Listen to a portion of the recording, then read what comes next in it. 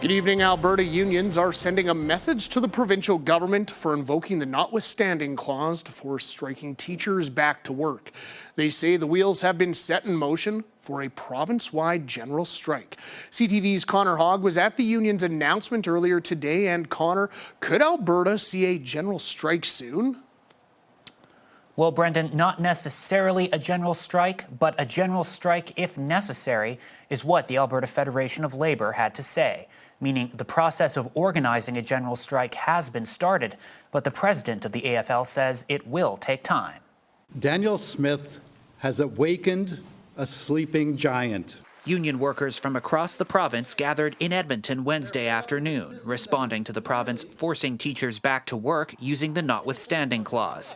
The Alberta Federation of Labour says it has its sights set on toppling the UCP government. Not just for the sake of the teachers, not just for the sake of bargaining rights, but for the sake of our shared democracy and the future of our province. AFL President Gil McGowan says that labour unions will mobilize around MLA recall campaigns and campaign publicly for defunding private schools. It will also begin the process of organizing a province-wide general strike. Thousands and tens of thousands and hundreds of thousands of workers walking off the job probably for a limited period of time. Labour relations professor Jason Foster says a general strike would likely be more effective long-term than recall support.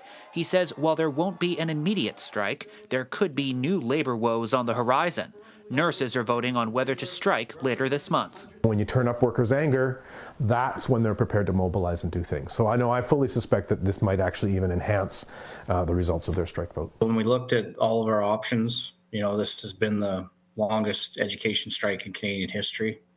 We were looking for a way to bring some finality to it. Speaking to CTV News, Provincial Finance Minister Nate Horner says other routes could have taken months and kids could have remained out of class. He says the process has not been fun for anyone, including the province. My message is this, that we've heard you. We know there's other work that needs to be done in the classroom. We'll have to see if they're actually going to put actions to those words, because we move, our fight from our strike into a different arena. It's to hold governments to account about the promises that they make.